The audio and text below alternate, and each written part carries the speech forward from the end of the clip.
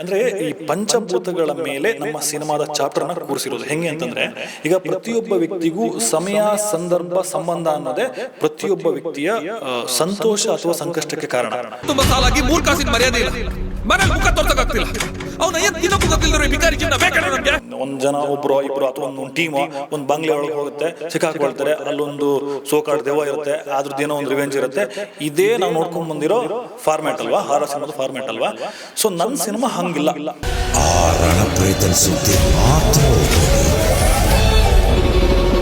ನಮಸ್ತೆ, ನೀವು ನೋಡ್ತಾ ಇದ್ದೀರಾ ಫಿಲ್ಮ್ ಬೀಟ್ ಕನ್ನಡ. ನಾನು ಯಶವಂತ್. ಇತ್ತೀಚಿನ ದಿನಗಳಲ್ಲಿ ಒಂದಷ್ಟು ಬೇರೆ ಬೇರೆ ರೀತಿಯ ಸಿನಿಮಾಗಳಂತೂ ಬರ್ತಾ ಇದೆ. ಒಂದು ಹಾರರ್, ಥ್ರಿಲ್ಲರ್, ಸಸ್ಪೆನ್ಸ್ ಸಿನಿಮಾ ಬೇಕು ಅನ್ನೋರಿಗೆ ಆ ಸಿನಿಮಾನೂ ಒಂದು ಬರ್ತಾ ಇದೆ. ಅದರಲ್ಲೂ ಕೂಡ ತನ್ನ ಟೈಟಲ್ನಿಂದಲೇ ಸಿಕ್ಕಾಪಟ್ಟೆ ಸದ್ದು ಮಾಡ್ತಾ ಇರುವಂಥ ಸಿನಿಮಾ ಅಪಾಯವಿದೆ ಎಚ್ಚರಿಕೆ ಅನ್ನೋ ಸಿನಿಮಾ. ಸೊ ಈ ಸಿನಿಮಾದ ಬಗ್ಗೆ ಮಾತಾಡೋಕ್ಕೆ ಟೀಮ್ನ ಮಾತಾಡ್ಸೋಣ ಅಂತ ಸದ್ಯಕ್ಕೆ ಒಬ್ಬೊಬ್ಬರನ್ನಾಗೆ ಕರ್ಕೊಂಡ್ಬಂದು ಫಸ್ಟ್ ಡೈರೆಕ್ಟರ್ನೇ ಮಾತಾಡ್ಸೋಣ ಅಂತ ಸದ್ಯಕ್ಕೆ ಕೂರಿಸ್ಕೊಂಡಿದ್ದೀನಿ. ಅಭಿಜಿತ್ ಅವರು ನನ್ನ ಜೊತೆ ಇದ್ದಾರೆ, ಮಾತಾಡ್ಸೋಣ. ಸರ್ ನಮಸ್ತೆ, ಹೇಗಿದ್ದೀರಾ? ನಮಸ್ಕಾರ ಸರ್, ಥ್ಯಾಂಕ್ ಯು. ನನ್ನ ಹೆಸರು ಅಭಿಜಿತ್ ತೀರ್ಥಹಳ್ಳಿ, ಪೂರ್ತಿ ಹೆಸರು. ಸೊ ನಂಗೆ ಅದನ್ನು ಸ್ವಲ್ಪ ಕಟ್ಟಾದ್ರೂ ಸ್ವಲ್ಪ ಸಣ್ಣದ ಒಳಗಡೆ ಒಂಚೂರು ಹುರ್ಕೊಂಡು ಪೂರ್ತಿ ಹೇಳೋ ಪ್ರಯತ್ನ ಮಾಡ್ತೀನಿ ಯಾವಾಗಲೂ, ಡೋಂಟ್ ಮೈಂಡ್. ನಾನು ನನಗೆ ಟೈಟಲ್ ಹೇಳಿದೆ ಅಪಾಯವಿದೆ ಎಚ್ಚರಿಕೆ ಅಂತ, ಅರ್ಧ ಮಾಡಿದಕ್ಕೆ ಇಲ್ಲೇ ನನಗೆ ಅಪಾಯವಿದೆ ಅಂತ ಅನಿಸ್ತಾ ಇದೆ. ಅಭಿಜಿತ್ ತೀರ್ಥಹಳ್ಳಿ ಅವರು ಹೇಗಿದ್ದಾರೆ? ತುಂಬ ಚೆನ್ನಾಗಿದ್ದೀನಿ ಸರ್. ಅಲ್ಲ, ಅವಾಗ ಫಿಲ್ಮಿ ಬೀಟ್ನ ನೋಡಿಕೊಂಡು ಕೆಲವು ಇನ್ಫಾರ್ಮೇಷನ್ಗಳನ್ನು ತಗೊಂಡು ತುಂಬ ಚೆನ್ನಾಗಿದ್ದೀನಿ. ಅಪಾಯ ಏನಿಲ್ಲ? ಅಪಾಯ ಏನಿಲ್ಲ ಸರ್, ಅಪಾಯ ನಿಮಗೇನಿಲ್ಲ. ಈ ಚೆನ್ನಾಗಾಗಲಿಲ್ಲ ನಮಗಿದೆ. ಎಸ್ ಸರ್, ಅಪಾಯವಿದೆ ಎಚ್ಚರಿಕೆ.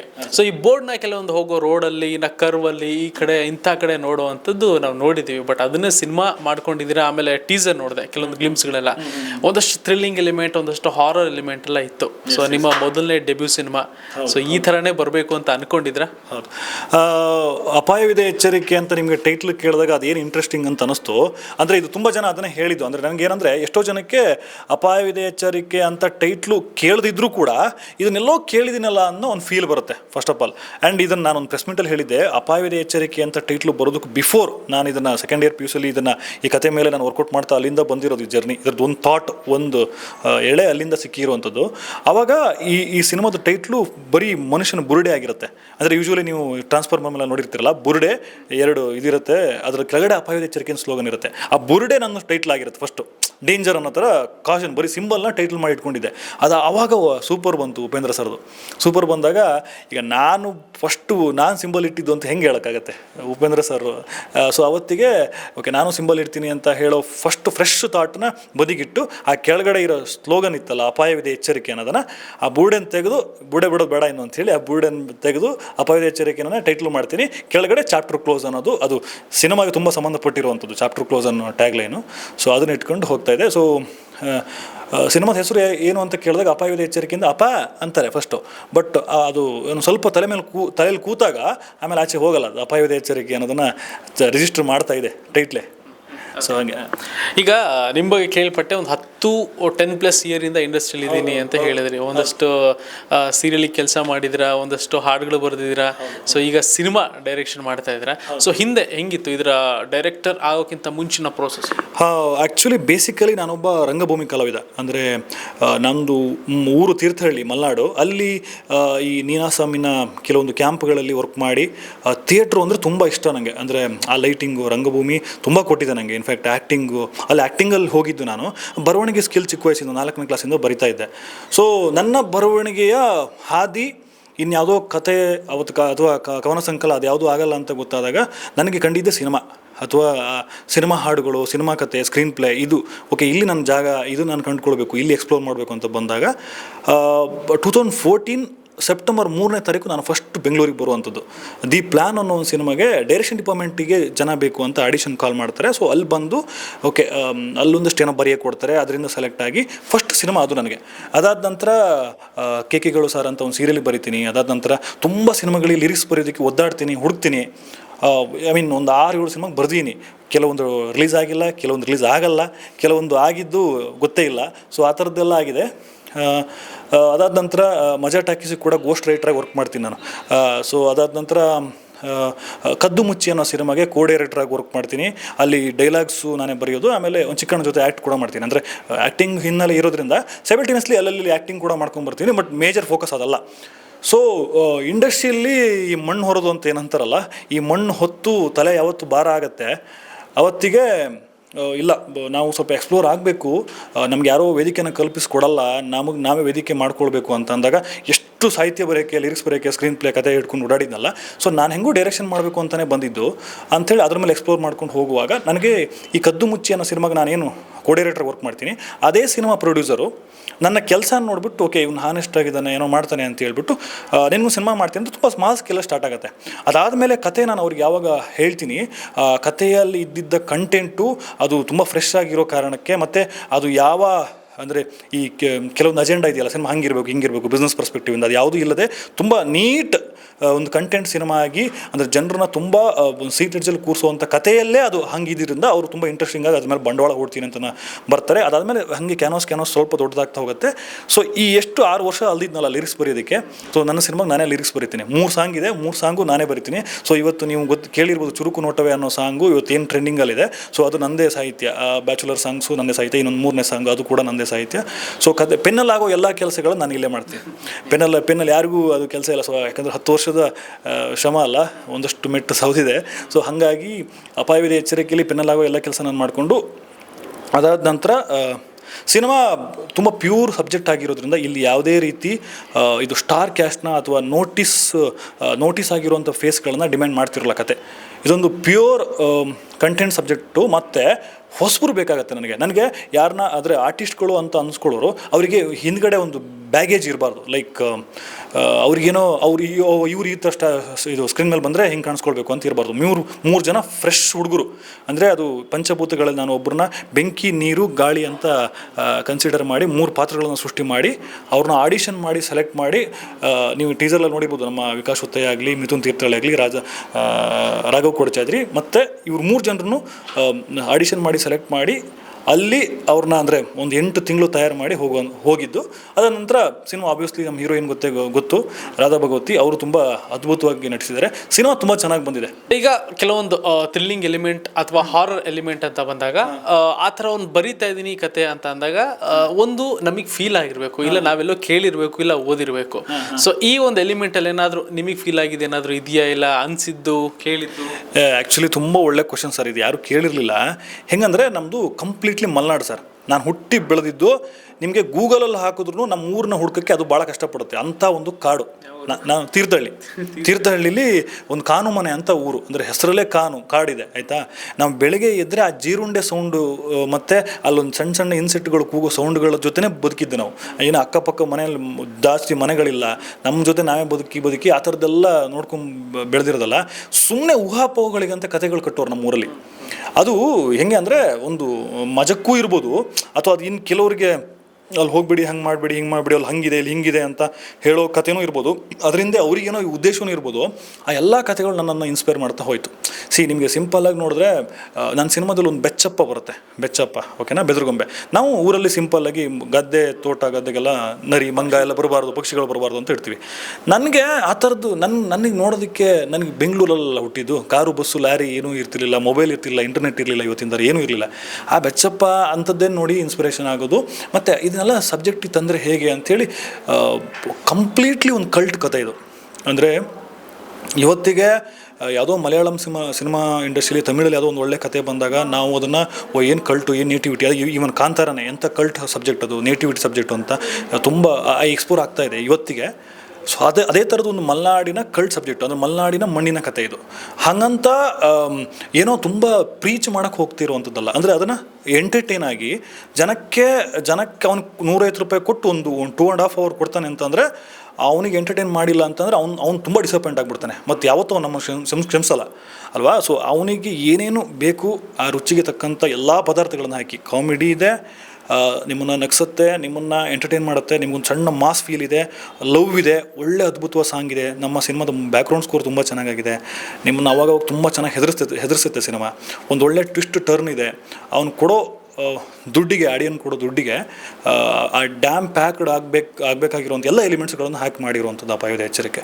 ಸೊ ಆಬ್ವಿಯಸ್ಲಿ ಊರಿನ ಕೆಲವೊಂದು ಇನ್ಸಿಡೆಂಟ್ಗಳು, ಕಟ್ಟುಕತೆಗಳು ಅಥವಾ ಹಿಂಗೆ ಊಹಾಪೋಹಗಳ ಕಥೆಗಳು ಇರ್ತಾವಲ್ಲ, ಅದು ನನ್ನ ಕತೆ ಮೇಲೆ ಸ್ವಲ್ಪ ಇನ್ಸ್ಪೈರ್ ಆಗಿದೆ. ಎಲ್ಲನೂ ಅಲ್ಲ, ಬಟ್ ತುಂಬ ಕಾಲ್ಪನಿಕವಾಗಿ ನಾನೇ ಬರೆದು ಹೆಣೆದು ಮಾಡಿರುವಂಥದ್ದು. ಎಷ್ಟೋ ಸಲ ನಾನು ಬರೆದಿರೋ ಪಾತ್ರಗಳು ನನ್ನನ್ನೇ ಕಾಡಿದೆ. ಕನ್ಸಲೆಲ್ಲ ಬಂದು ಕಾಡಿದೆ. ನಿಮಗೆ ಸಿನಿಮಾ ನೋಡಿದಾಗ ನಿಮಗೆ ಗೊತ್ತಾಗುತ್ತೆ. ಆಮೇಲೆ ಹೇಳ್ತಾ ಇದ್ರಿ ಆಡಿಯನ್ ದುಡ್ಡು ಕೊಟ್ಟು ಬರ್ತಾನೆ ಒಂದು ಒಳ್ಳೆ ಪ್ಯಾಕೇಜ್ ಸಿನಿಮಾ ಅಂತ.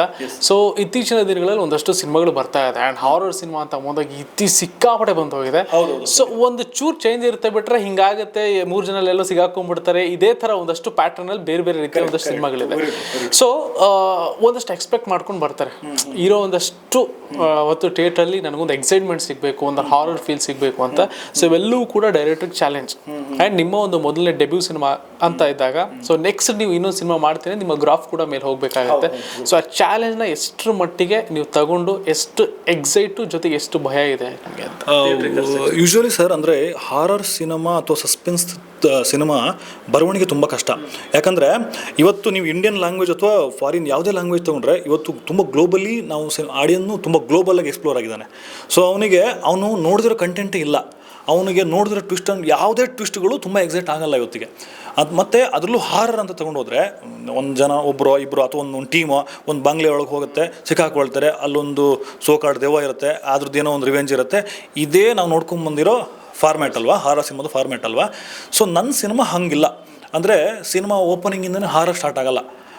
ಅಂದರೆ 3 ಜನ ಹುಡುಗರು, ಅವರಿಗೆ ದಿಕ್ಕು ದೆಸೆ ಇಲ್ಲ, ಕಾಲೇಜಲ್ಲಿ ಫೇಲ್ ಆಗಿ ಮನೆಯಿಂದ ಹೊರಗೆ ಬಿದ್ದು ಇಲ್ಲೆಲ್ಲೋ ಬಾಡಿಗೆ ಕೊಡದೆ ಲಪಡಗಳನ್ನು ಮಾಡಿಕೊಂಡು ಒಂದು ತೀರ್ಥಹಳ್ಳಿಯಲ್ಲಿ ಎಲ್ಲೋ ಒಂದು ಕಡೆ ಬಾಡಿಗೆಯಲ್ಲಿ ಇರೋವಂಥ ಒಂದು 3 ಜನ ಹುಡುಗರು ಏನೇನೋ ಮಾಡೋಕ್ಕೆ ಹೋಗಿ ಸ್ಟೆಪ್ ಬೈ ಸ್ಟೆಪ್ಪಲ್ಲಿ ಅವ್ರು ಎಡವಿ ಅಲ್ಲಿ ಎಡವಟ್ಟುಗಳನ್ನ ಮಾಡಿಕೊಂಡು ಅವರು ತಗೊಳ್ಳೋ ಒಂದೊಂದೊಂದು ಕೆಟ್ಟ ನಿರ್ಧಾರ, ಒಂದಷ್ಟು ರಾಂಗ್ ವೇನ, ರಾಂಗ್ ಟರ್ನ್ ಅಂತಾರಲ್ಲ ಆ ಥರ ರಾಂಗ್ ಟರ್ನ್ಗಳನ್ನು ತಗೊಳ್ತಾ ನನ್ನ ಸಿನಿಮಾ ವರ್ಡ್ಗೆ ಕವಲೇದುರ್ಗ ಅಂದರೆ ತೀರ್ಥಹಳ್ಳಿ ಅನ್ನೋ ವರ್ಡಲ್ಲಿ ಕವಲೇದುರ್ಗ ಅಂತ ಒಂದು ಊರು ಬರುತ್ತೆ. ಆ ಊರಲ್ಲಿ ಅದೊಂದು ಡೆನ್ಸ್ ಫಾರೆಸ್ಟು, ಅದು ತುಂಬ ಡೇಂಜರ್ನ ನಿಮಗೆ ಇದು ಹೇಳ್ತಾ ಇದೆ ಅಂತಂದಾಗ ಆ ಫಾರೆಸ್ಟಿಗೆ ಅವ್ರು ಎಂಟ್ರಿ ಆದಾಗ ನಿಮಗೆ ಗ್ರ್ಯಾಜುವಲಿ ಆ ಹಾರರ್ ಎಲಿಮೆಂಟಿಗೆ ಬರುವಂಥದ್ದು. ಸುಮ್ಮನೆ ಓಪನಿಂಗಿಂದ ಹೆದರಿಸಿ ಕೊನೆಗೆ ದೆವ್ವ ನಿಜವಾಗ್ಲೂ ಬಂದಾಗಲೂ ಆಡಿಯನ್ಸ್ ದೆವ್ವನ್ನೇ ಕಿಂಡಲ್ ಮಾಡ್ಕೊಂಡಿರ್ತಾನೆ, ಬಂತ ಅಂತೇಳಿ ಥಿಯೇಟ್ರಲ್ಲಿ ನಾವು ಆಡಿಯನ್ಸ್ ಜೊತೆ ಕೂತ್ಕೊಂಡೇ ದೆವ್ವನ ಕಿಂಡಲ್ ಮಾಡಿದ್ದೀವಿ. ಸೊ ಹಂಗಾಗದೆ ಅದಕ್ಕೆ ತುಂಬ ಅದನ್ನು ಒಳ್ಳೆ ಪ್ಲೇಸಲ್ಲಿ ಅದನ್ನು ಪ್ಲೇಸ್ಮೆಂಟ್ ಮಾಡಿ, ಇನ್ಫ್ಯಾಕ್ಟ್ ಬರೀ ದೆವ್ವ ಅಷ್ಟೇ ಅಲ್ಲ ನನ್ನದ್ರಲ್ಲಿ, ಅಂದರೆ ಆ ಕಥೆಯಲ್ಲಿ ಹೇಗಿದೆ ಅಂತಂದರೆ ಆ ಟ್ವಿಸ್ಟ್ ಆ್ಯಂಡ್ ಟರ್ನ್ಗಳು, ಅಂದರೆ ಏನಾಗುತ್ತೆ ಈಗ ಏನಾಗುತ್ತೆ, ಈ 3 ಜನ ಏನು ಮಾಡ್ತಾರೆ, ಅಂದರೆ ಯಾರು ಯಾಕೆ ಹೇಗೆ, ಮತ್ತು ಆ ಫಾರೆಸ್ಟು ನಾವು ಏನು ತೋರಿಸಿದ್ದೀವಲ್ಲ ನಾವು ನಿಜವಾದ ಫಾರೆಸ್ಟಿಗೆ ಹೋಗಿ ಶೂಟ್ ಮಾಡಿರುವಂಥದ್ದು, ಸುಮ್ಮನೆ ಸೆಟ್ ಹಾಕಿ ಮಾಡಿದ್ದಲ್ಲ. ನಾವು ತೀರ್ಥಹಳ್ಳಿಯ ಒರಿಜಿನಲ್ ಕಾಡಿಗೆ ಹೋಗಿ ಶೂಟ್ ಮಾಡಿರೋದು. ಯಾಕಂದರೆ ನಾವು ಆ ಫಾರೆಸ್ಟಲ್ಲಿ ನಾವು ಏನೇನು ಕಷ್ಟ ಅನುಭವಿಸಿದ್ದೀವಿ ಅಂದರೆ ಇನ್ಫ್ಯಾಕ್ಟ್ ಅದು ನೈಟು, ಈಗ ಡೇ ಎಪಿಸೋಡ್ ಆದರೆ ಓಕೆ ಬೆಳಗ್ಗೆ 6 ಗಂಟೆ ಹೋಗ್ತೀವಿ, ಸಂಜೆ 6 ಗಂಟೆ ತನಕ ಅಂತ. ನಾನು ಇಡೀ ಸಿನಿಮಾ ನಡೆಯೋದು ನೈಟಲ್ಲಿ. ಸೊ ರಾತ್ರಿ 6 ಗಂಟೆಗೆ ಹೋದರೆ ಬೆಳಗಿನ ಜಾವ 6 ಗಂಟೆ ತನಕ ನಡೀತದೆ. ಮತ್ತು ಹಾವುಗಳ ಕಾಟ ಇರುತ್ತಲ್ಲಿ, ಆಯಿತಾ. ಮತ್ತು ನಮ್ಮದು ತೀರ್ಥಹಳ್ಳಿ ನೀವು ಕೇಳಿರ್ಬೋದು, ಕಾಡು ಕೋಣಗಳು ಮತ್ತು ಚಿರತೆ, ಆಯಿತಾ, ಇದು ಕಾಟ. ಅಂದರೆ ಚಿರತೆ ಇಲ್ಲ ಅನ್ನೋದು ಸ್ವಲ್ಪ ನಮಗೆ ಮಾಹಿತಿ ಇರುತ್ತೆ, ಚಿರತೆ ಏನು ಪ್ರಾಬ್ಲಮ್ ಆಗಲ್ಲ ಅಂತ. ಬಟ್ ಕಾಡು ಕೋಣಗಳು ಇರ್ತವೆ, ಯಾಕಂದರೆ ಅವು ಸಗಣಿ ಹಾಕಿರೋದು ಮತ್ತು ಅವ್ದು ಹೆಜ್ಜೆ ಎಲ್ಲ ನೋಡಿದ್ವಿ. ಹಾವು ಎಲ್ಲಿರುತ್ತೆ ಅಂತ ನೀವು ಎಕ್ಸ್ಪ್ಲೋರ್ ಮಾಡೋಕ್ಕಾಗಲ್ಲ, ಅದು ಎಲ್ಲಿ ಬೇಕಾದ್ರೂ ಬಂದ್ಬಿಡ್ಬೋದು. ಅಂಥ ಇದರಲ್ಲಿ ನಾವು 80-85 ಜನ ಕ್ರ್ಯೂ ಮತ್ತು ನಮ್ಮ ಆರ್ಟಿಸ್ಟು 3 ಜನ ಆರ್ಟಿಸ್ಟು. ಅಂದರೆ ಆ ನೈಟ್ಗಳು ತುಂಬ ಚೆನ್ನಾಗಿತ್ತು. Very first one day 2 days ಇದು 20 ದಿನಕ್ಕೆ ಆಗುತ್ತಲ್ಲ, ಯಾವತ್ತು ಇವು ಶೂಟಿಂಗ್ ಮುಗೀತದೆ ಅನ್ನೋಷ್ಟು ಫ್ರಸ್ಟ್ರೇಟ್ ಆಗಿಬಿಟ್ಟಿದ್ರು. ಬಟ್ ಅದು ಎಲ್ಲ ಫ್ರಸ್ಟ್ರೇಷನು ತುಂಬ ಅದ್ಭುತವಾಗಿ ಸಿನಿಮಾದಲ್ಲಿ ಕನ್ವರ್ಟ್ ಆಗಿದೆ. ಇನ್ಫ್ಯಾಕ್ಟ್ ನೀವು ಔಟ್ಪುಟ್ ನೋಡಿದ್ರೆ ಗೊತ್ತಾಗುತ್ತೆ ನಿಮಗೆ. ಹಾಗೆ ಸರ್, ಅಪಾಯವಿದೆ ಎಚ್ಚರಿಕೆ ಅನ್ನೋದು ಒಂದು ಟೈಟಲ್. ಸೊ ಪ್ರತಿಯೊಂದು ಸಿನಿಮಾಕ್ಕೂ ಸಬ್ ಟೈಟಲ್ ಇರುತ್ತೆ. ಇದೀಗ ಚಾಪ್ಟರ್ ಕ್ಲೋಸ್ ಅಂತ ಇದರಲ್ಲಿದೆ. ಸೊ ನಾವು ಪ್ರತಿಯೊಂದು ಸಿನಿಮಾ ನೋಡಬೇಕಾದ್ರೂ ಚಾಪ್ಟರ್ 1 ಚಾಪ್ಟರ್ 2 ಅಂತ ಇರ್ತಾಯಿತ್ತು. ಬಟ್ ಇದರಲ್ಲಿ ಚಾಪ್ಟರ್ ಕ್ಲೋಸ್ ಅಂತಾನೆ ಮಾಡ್ಬಿಟ್ಟಿದ್ದೀರಾ. ನಾನು ಅದನ್ನು ಸ್ವಲ್ಪ ಎಕ್ಸ್ಪ್ಲೇನ್ ಮಾಡಬೇಕಾಗತ್ತೆ, ಇಫ್ ಡೋಂಟ್ ಮೈಂಡ್, ನಿಮ್ಮ ಕೈ ನೋವು ಆಗದೇ ಇರಲಿ. ಏನು ಅಂದರೆ ಈ ಪಂಚಭೂತಗಳ ಮೇಲೆ ನಮ್ಮ ಸಿನಿಮಾದ ಚಾಪ್ಟರ್ನ ಕೂರಿಸಿರೋದು. ಹೆಂಗೆ ಅಂತಂದರೆ, ಈಗ ಪ್ರತಿಯೊಬ್ಬ ವ್ಯಕ್ತಿಗೂ ಸಮಯ, ಸಂದರ್ಭ, ಸಂಬಂಧ ಅನ್ನೋದೇ ಪ್ರತಿಯೊಬ್ಬ ವ್ಯಕ್ತಿಯ ಸಂತೋಷ ಅಥವಾ ಸಂಕಷ್ಟಕ್ಕೆ ಕಾರಣ. ಈಗ ನಾವು ಇವತ್ತು ಸೇರಿರೋದು ಕೂಡ ಈ ಸಮಯ, ಈ ಸಂದರ್ಭ, ಈ ಸಂಬಂಧ, ಇದು ಸಂತೋಷ ಅಥವಾ ಸಂಕಷ್ಟಕ್ಕೆ ಕಾರಣ ಆಗುತ್ತೆ. ಇದು ಒಂದು ಚಾಪ್ಟರ್. ಆದರೆ ಇದನ್ನು ನಾನು ಭೂಮಿಗೆ ಹೋಲಿಸಿದ್ರೆ, ಈ ಭೂಮಿ ಮೇಲೆ ಬೆಂಕಿ, ನೀರು, ಗಾಳಿ ಅಂತ 3 ಭೂತಗಳಿದೆ, ಓಕೆನಾ. ಈ ಬೆಂಕಿ ಹೇಗೆ ಅಂದರೆ ಅದು ಹಣತೆನೂ ಹೌದು, ಕಿಡಿನೂ ಹೌದು, ಅದು ಜ್ವಾಲಾಮುಖಿನೂ ಹೌದು. ಈ ಬೆಂಕಿ ಕ್ಯಾರೆಕ್ಟರ್ನ ಸೂರ್ಯನೂ ರಿಫ್ಲೆಕ್ಟ್ ಮಾಡ್ತಾ ಇರ್ತಾನೆ, ಅವನು ಇಂಡಿಕೇಟ್ ಮಾಡ್ತಾನೆ. ಸೂರ್ಯ ಅನ್ನೋ ಪಾತ್ರ ನನ್ನ ಸಿನಿಮಾದ ವಿಕಾಸ್ ಹುತ್ತೆಯಾಗಿ ಮಾಡಿರೋ ಕ್ಯಾರೆಕ್ಟ್ರು. ಅವನ ಪಾತ್ರಕ್ಕೆ ಗಾಳಿ ಅನ್ನೋ ಪಾತ್ರ, ಪೆಟ್ಟಿಗೆ ಅನ್ನೋ ಪಾತ್ರ, ಆ ಗಾಳಿ ಹೆಲ್ಪ್ ಮಾಡ್ತಿರುತ್ತೆ. ಈ ಸೈಂಟಿಫಿಕಲಿ ಬೆಂಕಿ ಉರಿಯೋದಕ್ಕೆ ಗಾಳಿ ಕಾರಣ ಆಗಬೇಕು, ಬಟ್ ಹಂಗಂತ ಗಾಳಿ ಜಾಸ್ತಿನೂ ಆಗಬಾರ್ದು, ಬೆಂಕಿ ಆರತ್ತದು. ಸೊ ಈ ಪೆಟ್ಟಿಗೆ ಅನ್ನೋ ರೋಲ್ ಇದು ಇವನು ಫ್ರೆಂಡು, ಆಯಿತಾ. ಇವನು ಸ್ವಲ್ಪ ಸುಂಟ್ರ ಗಾಳಿನೂ ಹೌದು, ಬಿರುಗಾಳಿನೂ ಹೌದು, ಅವನ ಪಾಡಿಗೆ ಅವನಿರ್ತಾನೆ. ಇನ್ನೊಂದು ಪಾತ್ರ ನೀರು. ಈ ನೀರು ಹೇಗೆ ಅಂತಂದರೆ ಅದ್ರ ಪಾಡಿಗಿರುತ್ತೆ, ಅದು ಎಲ್ಲಿ ಬೇಕೋ ಅಲ್ಲಿ ಇಳಿಜಾರಿದ್ದ ಕಡೆ ಹರಿಯುತ್ತೆ. ಈ ನೀರು ಯಾವತ್ತೂ ಬೆಂಕಿಗೆ ಆಪೋಸಿಟ್, ಇದು ಬೆಂಕಿ ಉಲ್ಟಾನೇ ಇದು ಅಲ್ವಾ. ಸೊ ಈ ಬೆಂಕಿ, ನೀರು, ಗಾಳಿ ಅನ್ನೋದು 3 ಜನ ಫ್ರೆಂಡು, ಓಕೆನಾ. ಈ 3 ಜನ ಫ್ರೆಂಡ್ಸು ಅವರಿಗೊಂದು ಗೋಲ್ ಇರುತ್ತೆ. ಅಂದರೆ ಆಕಾಶನ ತಲುಪಬೇಕು ಅಂತ. ಈ ಆಕಾಶ ಹೇಗೆ ಅಂತಂದರೆ ಈ 3 ಜನ ಫ್ರೆಂಡು ಆಕಾಶನ ತಲುಪಕ್ಕೆ ಮಾಡೋ ಪ್ರತಿ ಹಂತದ ಪ್ರಯತ್ನನೇ ಅಪಾಯದ ಎಚ್ಚರಿಕೆ. ಸೊ ಅವ್ರು ಪ್ರತಿ ಹಂತದಲ್ಲೂ ಆ ಥರ ಪ್ರಯತ್ನ ಮಾಡ್ತಾ ಹೋಗುವಾಗ ಆ ಜರ್ನಿ ಕಟ್ಟಾಗ್ತಿರುತ್ತೆ. ಸೊ ಆ ಕಾರಣಕ್ಕೆ ನಿಮಗೆ ಟೈಟ್ಲಲ್ಲಿ ಅಕ್ಷರಗಳು ಕಟ್ಟಿರುತ್ತೆ, ಅರ್ಥ ಆಯ್ತಾ? ಸೊ ಈ ಟೋಟಲ್ ಸಿನಾರಿಯೋ, ಈ ಕಾನ್ಸೆಪ್ಟ್ ಇದೆಯಲ್ಲ, ಈ ಚಾಪ್ಟರ್ ಹೇಗೆ ಹೋಗಿ ಅವ್ರು ಆಕಾಶನ ತಲುಪಕ್ಕೆ ಮಾಡೋ ಪ್ರಯತ್ನ ಹೇಗೆ ಮುಟ್ತಾರೆ ಅಥವಾ ಮುಟ್ಟಲ್ವಾ, ಮುಟ್ತಿದ್ರೆ ಯಾಕೆ ಮುಟ್ಟಲ್ಲ ಅನ್ನೋ ಆ ಚಾಪ್ಟರು ಇದು ಅದು ಹೇಗೆ ಕ್ಲೋಸ್ ಆಗುತ್ತೆ, ಅದು ಓಪನ್ ಆಗುತ್ತಾ ಅನ್ನೋ ಒಂದು ಬ್ರೀಫ್ ಎಕ್ಸ್ಪ್ಲನೇಷನು. ಇದು ಯಾವುದು ಸಿನಿಮಾದಲ್ಲಿ ಪ್ರೀಚ್ ಮಾಡೋದಿಲ್ಲ. ಇನ್ ದ ಸೆನ್ಸ್ ಇದು ಯಾವುದು ಸಿನಿಮಾದಲ್ಲಿ ಕಾಣಿಸೋ, ಇದು ವಿಮರ್ಶೆಗೆ ಬೇಕಾಗಿ, ಅಂದರೆ ನಿಮ್ಮಂಥವ್ರು ಮೈಕ್ ಹಿಡಿದಾಗ ಹೇಳ್ತೀವಿ ಅಷ್ಟೇ. ಬಟ್ ಇದು ಸಿನಿಮಾದಲ್ಲಿ ಜನಕ್ಕೆ ತುಂಬ ಎಂಟರ್ಟೈನ್ ಆಗಿ, ಸೀಟ್ ಎಡ್ಜಲ್ಲಿ ಕುತ್ಕೊಂಡು ಅವನು ಕೊಡೋ ದುಡ್ಡಿಗೆ ಮೋಸ ಇಲ್ಲದೆ ಸಿನಿಮಾ ನೋಡ್ಬೋದು. ಇದನ್ನು ಯಾರಾದರೂ ಕುತ್ಕೊಂಡು ಆಮೇಲೆ ಬಂದು ಈ ಫಾರ್ಮುಲಾನ ಆ ಸಿನಿಮಾ ಮೇಲೆ ಅಪ್ಲೈ ಮಾಡಿದ್ರೆ ಅಪ್ಲೈ ಆಗುತ್ತೆ. ಸೊ ಹಾಗೆ ನೀವು ಹೇಳ್ದಂಗೆ ಒಂದಷ್ಟು ಎಕ್ಸೈಟ್ಮೆಂಟ್ ಇದೆ, ಇನ್ನೂ ಏನೋ ಇದೆ ಅಂತ ನನಗೂ ಕೂಡ ಅನ್ನಿಸ್ತಾ ಇದೆ. ಇನ್ನೇನು ಕೆಲವೇ ದಿನಗಳಲ್ಲಿ ಸಿನಿಮಾ ರಿಲೀಸ್ಗೆ ರೆಡಿ ಇದೆ. ಸೊ ಒಂದು ಜನಗಳಿಗೆ ಒಂದು ಇನ್ವಿಟೇಷನ್ ಕೊಡೋದಾದರೆ, ಸಿನಿಮಾ ತುಂಬ ಅದ್ಭುತವಾಗಿ ಮಾಡಿದ್ದೀವಿ ಅಂತಲೇ ನಾವು ಹೇಳ್ತೀವಿ ಡೈರೆಕ್ಟರ್ಗಳು. ನಮಗೆ ಹೆಗ್ಗಣನೂ ಮುದ್ದಲ್ಲ ಹೆತ್ತೋರಿಗೆ. ಸೊ ಆ ಕಾರಣಕ್ಕೆ ಮಾತ್ರನೇ ಸಿನಿಮಾ ನೋಡಿದೆ. ನಿಮಗೆ ನನ್ನ ಸಿನಿಮಾದ ಮೋಷನ್ ಪೋಸ್ಟರ್ ನೋಡಿ, ನಮ್ಮ ಬ್ಯಾಚುಲರ್ ಸಾಂಗ್ ನೋಡಿ, ಅದಾದ ನಂತರ ಚುರುಕು ನೋಟವೇ ಅಂತ ಒಂದು ಸಾಂಗ್ ಇದೆ. ಇವತ್ತು ಎಲ್ರಿಗೂ ತುಂಬ ಜನರದ್ದು ಹುಡುಗಿರದು ಹೃದಯದಲ್ಲಿ ಇವತ್ತು ಅವ್ರು ಸ್ವಲ್ಪ ಏನೋ ಕಚಿಕುಳಿ ಇಟ್ಟಿದೆ. ಆ ಸಾಂಗು ಸ್ವಲ್ಪ ಹಿಟ್ಟಾಗಿದೆ. ಸೊ ಎಲ್ಲರದ್ದು ಎಮೋಷನ್ಸ್ನ ಸ್ವಲ್ಪ ಕೆದಕುತ್ತೆ. ಅದಾದ ನಂತರ ನಮ್ಮ ಟೀಸರು ಟ್ರೈಲರು ನೋಡಿ, ಓಕೆನಾ? ಇಂಟ್ರೆಸ್ಟಿಂಗ್ ಅನಿಸಿದ್ರೆ ಈ ಸಿನಿಮಾ ನಮಗೆ ಅನ್ನ ಕೊಡುತ್ತೆ, ಅವ್ರ ಹೊಟ್ಟೆ ತುಂಬಿಸುತ್ತೆ. ನೋಡಬೇಕು ಅನ್ನೋನ ಹೊಟ್ಟೆ ಅಂತ ಇರುತ್ತಲ್ಲ, ಅದನ್ನು ತುಂಬಿಸುತ್ತೆ ಅಂತ ಅನಿಸಿದ್ರೆ ಥಿಯೇಟ್ರಿಗೆ ಬಂದರೆ ನಿಮಗೆ ಹೊಟ್ಟೆ ತುಂಬ ಊಟ ಕೊಡುತ್ತೆ ಅಲ್ವಾ? ಸೊ ಆ ಕಾರಣಕ್ಕೆ ನೀವು ಬಂದು ನೋಡಿ. ಅಂದರೆ ಯೂಶ್ವಲಿ ಕನ್ನಡ ಸಿನಿಮಾದಲ್ಲಿ ಹಾರರ್ ಸಿನಿಮಾ ಅಂತಂದರೆ ಬಂಗ್ಲೆಯಲ್ಲಿ ನಡೆಯುವಂಥದ್ದು ಅಥವಾ ಕಾಡಲ್ಲಿ ನಡೆಯುವಂಥದ್ದು. ಇದು ಕಂಪ್ಲೀಟ್ಲಿ ಕಾಡಲ್ಲಿ ನಡೆಯುವಂಥದ್ದು ಮತ್ತು ನೈಟ್ ನಡೆಯುವಂಥದ್ದು. ಅಷ್ಟು ಕಾಂಪ್ಲಿಕೇಶನ್ಸ್ಗಳ ನಡುವೆ ಶೂಟ್ ಮಾಡಿ ಔಟ್ಪುಟ್ ತೆಗೆದಿರುವಂಥದ್ದು. ಸೊ ಫೆಬ್ರವರಿ 28ಕ್ಕೆ ಎಲ್ಲರೂ ಬಂದು ಸಿನಿಮಾ ನೋಡಿ. ನಿಮ್ಮನ್ನು ನಗ್ಸೋದಕ್ಕೆ, ಅಳಿಸೋದಕ್ಕೆ, ಹೆದರ್ಸೋದಕ್ಕೆ ಅಥವಾ ಎಂಟರ್ಟೈನ್ ಮಾಡೋದಕ್ಕೆ ಎಲ್ಲ ವಿಭಾಗದಲ್ಲೂ ವಿಷಯಗಳಿದೆ, ಅಂಶಗಳಿದೆ. ನಿಮ್ಮನ್ನು ಒಂದು 2.5 ಗಂಟೆ ಒಂದು ಬೇರೆ ಲೋಕಕ್ಕೆ ಕರ್ಕೊಂಡೋಗಿ ಮತ್ತೆ ವಾಪಸ್ ಕರ್ಕೊಂಡು ಬಿಡುವಂಥ ಪ್ರಯತ್ನ ಅಪಾಯದ ಎಚ್ಚರಿಕೆ ಖಂಡಿತವಾಗ್ಲೂ ಮಾಡುತ್ತೆ. ಎಲ್ಲರೂ ಕನ್ನಡ ಸಿನಿಮಾ ನೋಡಿ, ಕನ್ನಡ ಸಿನಿಮಾನ ಬೆಳೆಸಿ. ಅದನ್ನು ಕೇಳೋದು ಚೆನ್ನಾಗಿರೋದಿಲ್ಲ, ಯಾಕಂದರೆ ಎಲ್ಲರೂ ಕನ್ನಡಿಗರೇ, ಅದು ಅವ್ರ ಜವಾಬ್ದಾರಿ ಕೂಡ ಅಲ್ವಾ? ಸೊ ನಮ್ಮಂಥ ಹೊಸಬರದ್ದು ಕಂಪ್ಲೀಟ್ಲಿ ಒಂದು ಅಪಾಯದ ಎಚ್ಚರಿಕೆ ಅಂತ ಕನ್ನಡದ ಟೈಟ್ಲು, ಯಾವುದೇ ರೀತಿಯಿಂದ ಇಂಗ್ಲೀಷ್ ಅಥವಾ ಹಿಂದಿ ಟೈಟ್ಲ್ ಅಲ್ಲದೆ ಕನ್ನಡ ಟೈಟ್ಲ್ ಆಗಿರೋದ್ರಿಂದ ಎಲ್ಲರ ಸಪೋರ್ಟ್ ನಮಗೆ ಅವಶ್ಯಕತೆ ಇದೆ, ಹೊಸಬರಾಗಿರೋದ್ರಿಂದ. ಅಷ್ಟೇ ಹೇಳಕ್ಕೆ ಇಷ್ಟಪಡ್ತೀನಿ. Thank you sir, thank you. ನಿಮ್ಮ ಡೆಬ್ಯೂ ಸಿನಿಮಾಗೆ ಆಲ್ ದ ಬೆಸ್ಟ್ ಅಂತ ಹೇಳಿ ಸೊ ಮಚ್. Thank you. ಇಷ್ಟೊತ್ತು ಫಿಲ್ಮ್ ಬಿಟ್ಟು ಮಾತಾಡೋದಕ್ಕೆ ನಿಮಗೂ ಕೂಡ ಖುಷಿ ಆಯಿತು. ಆ್ಯಂಡ್ ನಾವು 8 ವರ್ಷದ ಶ್ರಮ ಇದು. ನಾನು ಬೇರೆ ಅಂದರೆ ಡೈಲಿ ಅಪ್ಡೇಟ್ಸ್ಗಳನ್ನ ನೋಡ್ತಾನೆ ಇರ್ತೀವಲ್ಲ, ಇದನ್ನು ನಾವು ಹಿಂಗೆಲ್ಲ ನಿಮ್ಮಿಂದನೂ ಕೂಡ ತುಂಬ ಇನ್ಫಾರ್ಮೇಷನ್ ಕಲೆಕ್ಟ್ ಮಾಡ್ತಿದ್ವಿ. ಇವತ್ತು ನಾವು ಇನ್ಫಾರ್ಮೇಷನ್ ಕೊಡೋ ಥರ ಆಗಿದೆ ನಿಮ್ಮ ಮುಂದೆ ಕೂತ್ಕೊಂಡು ಅನ್ನೋದಕ್ಕೆ ನನಗೂ ಖುಷಿ ಇದೆ. And I am very happy to you. Thank you so much. Thank you.